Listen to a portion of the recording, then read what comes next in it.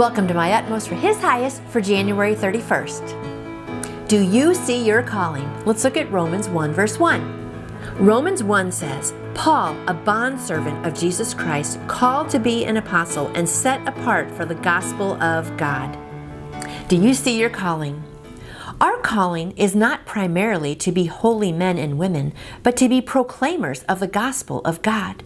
The one all-important thing is that the gospel of God should be recognized by the abiding reality. Reality is not human goodness or holiness or heaven or hell. It is redemption. The need to perceive this is the most vital need of the Christian worker today. As workers, we have to get used to the revelation that redemption is the only reality. Personal holiness is an effect of redemption, not the cause of it. If we place our faith in human goodness, we will go under when testing comes. Paul did not say he separated himself, but when it pleased God who separated me, Galatians 1:15. Paul was not overly interested in his own character. As long as our eyes are focused on our own personal holiness, we will never even get close to the full reality of redemption. Christian workers fail because they place their desire for their own holiness above their desire to know God. Don't ask me to be confronted with the strong reality of redemption on behalf of the filth of human life surrounding me today. What I want is anything that God can do for me to make me more desirable in my own eyes. Isn't that true? To talk that way is a sign that the reality of the gospel of God has not begun to touch me. There is no reckless abandon to God in that. God cannot deliver me while my interest is merely in my own character. Paul was not conscious of himself.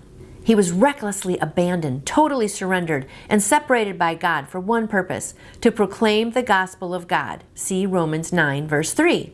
Well, let's look up Romans 9 verse 3, shouldn't we? Romans 9 verse 3 says, For I could wish that I myself were cursed and cut off from Christ for the sake of my brothers, those of my own race, the people of Israel. Theirs is the adoption as sons.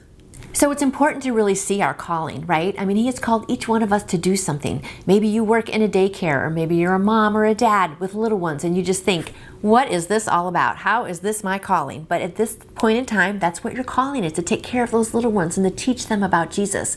And maybe you're old and you're thinking, do I have anything left in life? But you do. You have maybe children or grandchildren, or even if you're older and you go to church, you can kind of be the grandma of the church and be helping little ones to learn about Him. So in every stage of life, we have a different calling, and our calling kind of changes. Mine changes. I used to be a single person, and I would reach out and, kind of in the singles area, and then I got married, and then we had little ones, and now they're older, and now they're gone. And so, your life just kind of keeps changing. So it's important to always realize, what is my calling? What is God asking me to do? And then just get out there and do it, my friend. It's exciting to do. So I hope today you focus on your calling, because you are called and set apart. As Christians, we are set apart from the world of what they're all doing over here, but we're doing something special over here. So join me doing something special. Get going with your calling, and I will see you back here tomorrow. You can order your own copy of the My Utmost for His Highest devotional book by going to utmost.org. And I would love to answer any questions you may have about faith in Jesus. Just email me through my website, nancyjoytoyou.com. And I hope you go out and shine for Him today. See you tomorrow.